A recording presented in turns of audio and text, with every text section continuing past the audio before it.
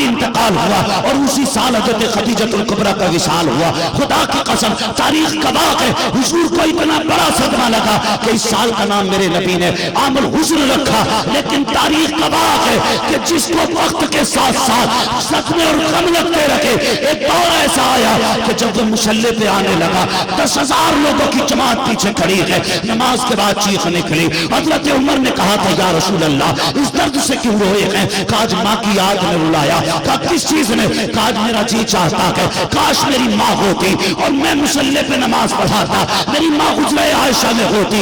आहिस्ता से पर्दा सरकता, अंदर से आवाज आती, बेटा मोहम्मद मेरी बात सुन जा। आका कहते हैं उमर मैं नमाज छोड़ देता, मुसल्ला छोड़ देता, माँ के पास चला जाता, इसलिए कि अगर माँ राजी होती है तभी खुदा राजी हुआ करता। जिंदाबाद जिंदाबाद, नारे तकबीर, नारे रिसालत। और बदला फिर वो मौसिन इंसानियत जो कायनात के लिए रहमत बन के आया, जिसने दुखे दिलों का सहारा बनना था। फिर उस जात के हालात आप देखो। खुदा की कसम मेरे नबी न किसी यतीम को देखते तो रोते थे, सर पे हाथ रख के हुजूर रोते थे। जब किसी ने पूछा हुजूर क्यों रोते, फरमाते हैं जब इस यतीम को देखता हूँ ना मुझे अपनी यतीमी का दौर याद आता है।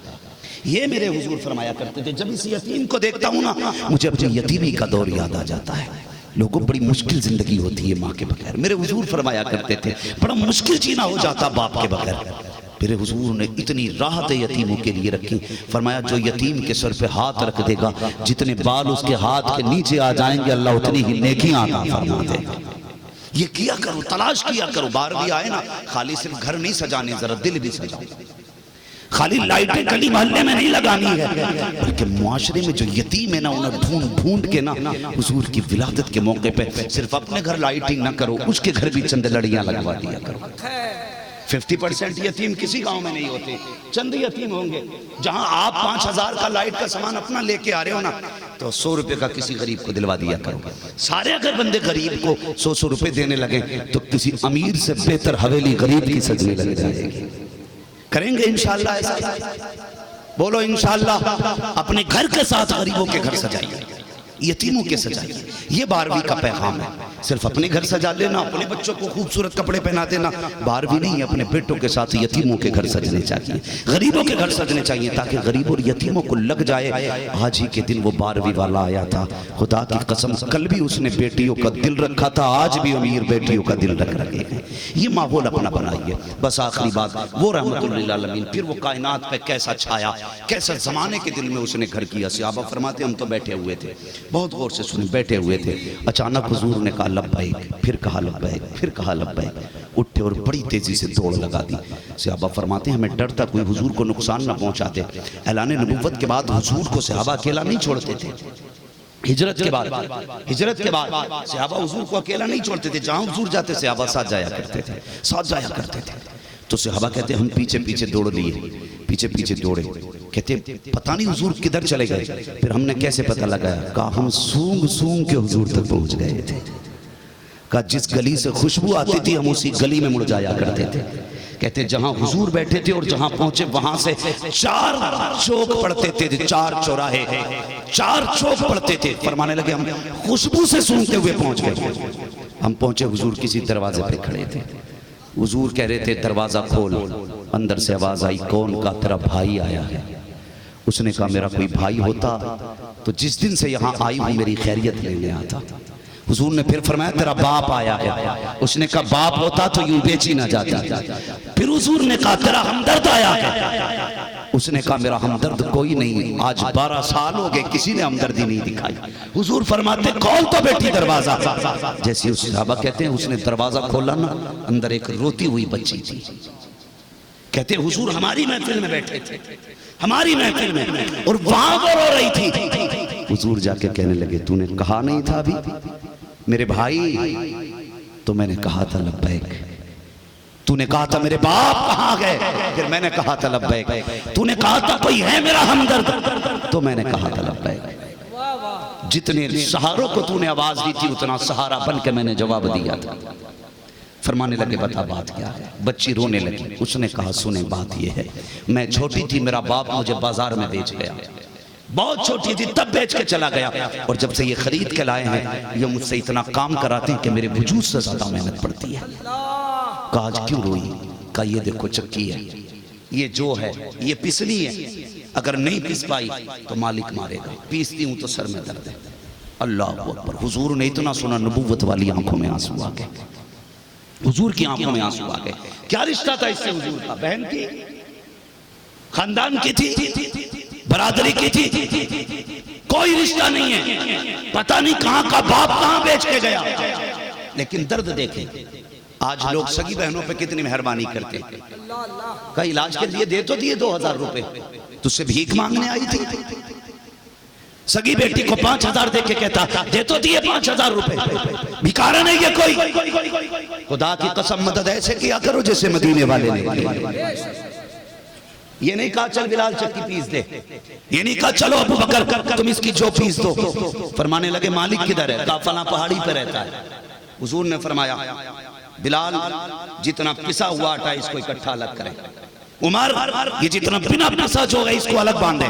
दोनों अलग बांधे गए। फरमाया दोनों की एक जगह गठरी बांधी, दोनों की एक जगह गठरी बांधी। फिर हुजूर ने उठा के अपने कंधे पे रख दी। जब कंधे पर रखी अबू बकर दौड़े, गुलाम हाजिर है, ये तकलीफ क्यों उठा रहे? फरमाया अबू बकर पीछे हट जा, मैंने इसे बेटी कह दिया। कल जब अगर बेटियां बाप के सर आए और वो बाप बेटी का बोझ लेके चले तो उसे बोझ न लगे, बल्कि वो मेरी सुन्नत समझ के बेटी के सामान को कंधे पे लेके, इसलिए हुजूर ने उसका सामान उठाया। फरमाया मैं खुद लेके जाऊंगा, और अपने कंधे पे लेके कहा बेटी चल बता कहां के वो मालिक। वो आगे आगे हुजूर पीछे पीछे। ये जो यहूदी था एक पहाड़ी पे रहता था, ये छत पर बैठा था।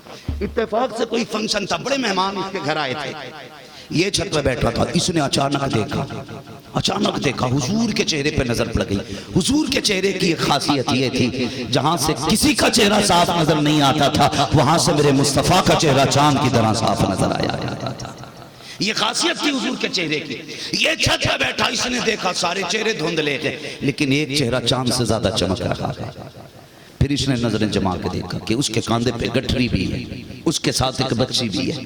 ये नीचे दौड़ा अपने घर के अंदर, और इसने दरवाजा बंद कर लिया। बंद था दरवाजा, इतने में दस्तक।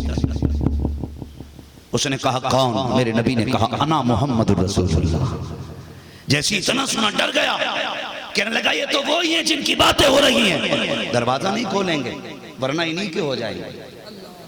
हुजूर ने फरमाया सुन मैं कलमा पढ़ाने नहीं आया, मुझसे कुछ बात कर ले, ये शर्त नहीं है, जरा दरवाजा तो खोल। उसने कहा कलमा नहीं पढ़ूंगा। कहा वो तेरी मर्जी है, मगर दरवाजा तो खोल। जैसे दरवाजा खोला बाहर निकला, कंधे पे हुजूर की गठरी रखी है, आगे बच्ची खड़ी है। कभी हुजूर को देखता है, कभी बच्ची को देखता है, कभी गठरी को देखता है। वो कहने लगा कैसे आया? मेरे नबी ने फरमाया ये तेरी बांधी है? उसने कहा हाँ। कहने लगा इसे, हुजूर ने फरमाया इसे कितने में बेचेगा? कितने में बेचेगा? कहा इसे कौन खरीदेगा? फरमाने लगे अब इसका बाप आ गया है। ये उस वक्त में समझाने के लिए कहा इसका कोई नहीं है, इसका मैं हूं। इसने बाप को याद किया, मैं बाप बन के आया। इसने भाई को याद किया, मैं भाई बन के आया। इसने सारे को पुकारा, सारा बन के आया। कीमत बता। कहा ये कंधे पे क्या? कहा कि वो है जो तूने इस पे बोझ डाला था, वो है जो तूने इस पे बोझ डाला था। वो अंदर गया, ठहरिए, अंदर गया, किताब उठा के लाया, किताब लेके खड़ा हो गया। वर्क पलटता जाता है, देखता जाता है, वर्क पलटता जाता है, देखता जाता है।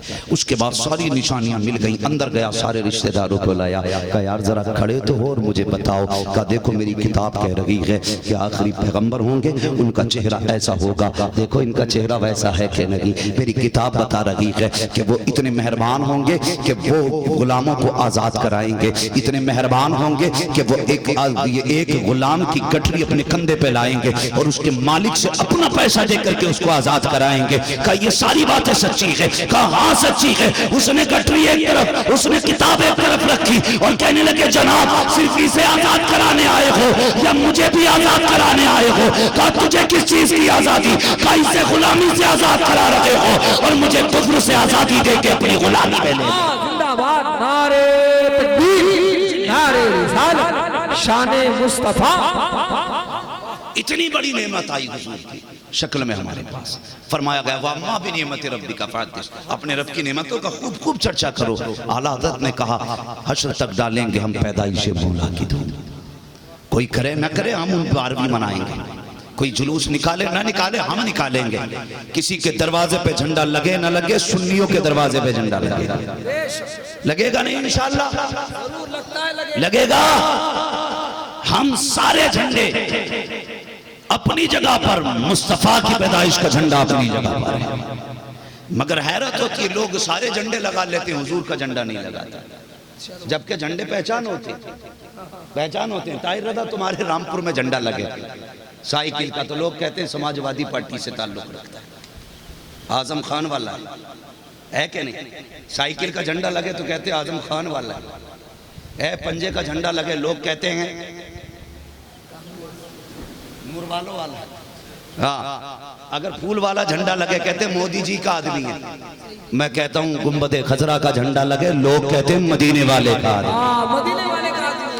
इसलिए अपनी पहचान बना के रखिए, झंडा जरूर लगना चाहिए। हम लोग सफर करते हैं, अक्सर ट्रेनों में सफर होता है, तो जहाँ झंडे नहीं होते हम समझ जाते हैं यहाँ है ही नहीं, है क्या नहीं। झंडा ना, दो ही चीजों से पहचान होती है, एक मीनार से, एक झंडे से। मीनार बता देते हैं मस्जिद के यहाँ मुसलमान रहते हैं, झंडे बता देते हैं यहाँ मुसलमान रहते हैं। तो झंडा इस्लाम की पहचान है, इसलिए हर दरवाजे पे झंडा होना चाहिए।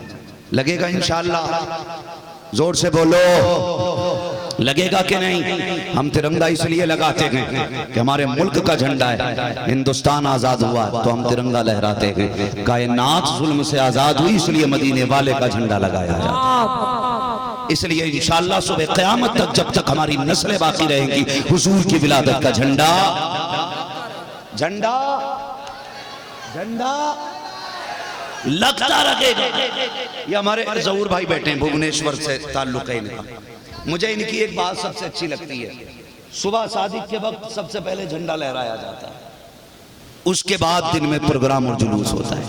ये मिजाज बना लो, जैसी सुबह सादिक हो सारे लोग पहले झंडा लगाएंगे इंशाअल्लाह। परचम कुशाई की रस्म अदा की जाए, उसके बाद जलसे प्रोग्राम होने चाहिए। वह माँ भी नेमती रब्बी का फातिश, अपने रब की नेमतों का खूब खूब चर्चा करो। हम जब तक जिंदा रहेंगे हम अपने महबूब के तज़किरे करते रहेंगे। हमारी एक एक सांस उनकी गुलामी में, जिस्म का एक एक बाल उनका गुलाम है, एक एक रूंगटे पे उनका एहसान है। जब तक हम जिंदा रहेंगे मदीने वाले की बातें करते रहेंगे। वो कहा था किसी ने, नात खानी मौत भी हमसे छुड़ा सकती नहीं, कब्र में भी मुस्तफ़ा के गीत गाते जाएंगे। बस जो हुए अगला माफ़ फरमाए रब्बे कायनात, जिंदगी ने दिया साथ फिर होगी मुलाकात। अरे भाई हर साल तो सजरा पढ़वाते हो, हर साल तो सजरा पढ़ा ही जाता है। जरा थोड़ा सा इसका आवाज़ सही कर दें, उमर भाई कह रहे हैं जरा शजरा बयान कर दिया जाए, बोल दें जरा सुभान अल्लाह। साबिर बाबा कंजूसी ना करो, मस्तान अल्लाह तुम्हें जन्नत नसीब करे, खात्मा बिल खैर फरमाए हम सबका। ठीक है, जरा शजरा पढ़ दिया जाए, बोल दें जरा सुभान अल्लाह। अगर मेरी तबीयत ठीक होती तुमसे ज्यादा आवाज में निकाल लेता। कितनी कमजोरी से आप काम कर रहे हैं, जरा जोर से बोलें सुभान अल्लाह। माशाअल्लाह। ये जो लोग नहीं बोल रहे मसला क्या है?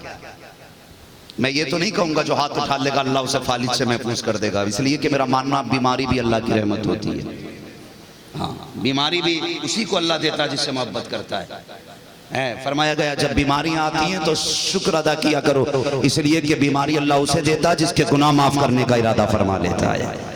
हाँ, तो मैं तो ये नहीं कहूँगा, इसलिए कि बड़े बड़े हमारे बुजुर्गों को बीमारियां रही हैं, तो कभी बहुत बड़े इस तरह के झूठे दावे ना किया करें, इसलिए कि बीमारी रब की रहमत होती है। जरा बोल दे सुभान अल्लाह। हाथ उठा ले चाचा, जरा हाथ उठा के बोल दो सुभान अल्लाह। हैं, खुद उठने की उम्र आ गई लेकिन हाथ उठाने भी तैयार नहीं है। अल्लाह सलामत रखे। मैंने ये दुआ नहीं दी है जो हाथ ना उठाए उसे अल्लाह उठा ले, कोई मसला नहीं है। फरमाया गया सबसे बेहतर वो जिंदगी है जिसने कम वक्त में ज्यादा नेकियां की हैं, और सबसे बुरी वो जिंदगी होती है जिसने ज्यादा जिंदगी में नेकियां कम गुनाह ज्यादा किए होते हैं। ठीक है, अल्लाह हमें ज्यादा नेकियों वाली जिंदगी अता फरमाए। बोल दे जरा सुभान अल्लाह। आदम के बेटे शीश, ये सामने वाली जो डिस्प्ले है ना, जरा ये अच्छी रहनी चाहिए। है ना भाई लोग ही बैठे, बड़े भैया लोग हैं तो जिम्मेदारी बड़ों की ज्यादा होती है, ऐसे बड़े नहीं होते, बड़ों की जिम्मेदारियां बड़ी होती हैं, बड़ी होती है। तो जरा बड़ी जिम्मेदारी निभाएं, बोले जरा सुभान अल्लाह और जोर से। आदम के बेटे शीश, शीश के बेटे यानस, यानस के बेटे कैनान, कैनान के बेटे मैलाइल, मैलाइल के बेटे व्यारत, व्यारत के बेटे इदरीस, इदरीस के बेटे मुतवश्शी, मुतवश्शी के बेटे लमकने के नाम, लमकने के नाम के बेटे नूह, नूह के बेटे शाम, शाम के बेटे जुलाल, जुलाल के बेटे शालिक, शालिक के बेटे आबिर, आबिर के बेटे दाता, दाता के बेटे राबा, राबा के बेटे शारू, शारू के बेटे नाखुर, नाखुर के बेटे तारिक, तारिक के बेटे इब्राहिम खलीलुल्लाह, इब्राहिम खलीलुल्लाह के बेटे इस्माइल ज़बीहुल्लाह, इस्माइल ज़बीहुल्लाह के बेटे केदार, केदार के बेटे अवाम, अवाम के बेटे अमल, अमल के बेटे साबित, साबित के बेटे सलमान, सलमान के बेटे रईसा, रईसा के बेटे इलियासा, इलियासा के बेटे हो, औद के बेटे हव्वा, हव्वा के बेटे अदनान, अदनान के बेटे मोहित, मोहित के बेटे नदान, नदान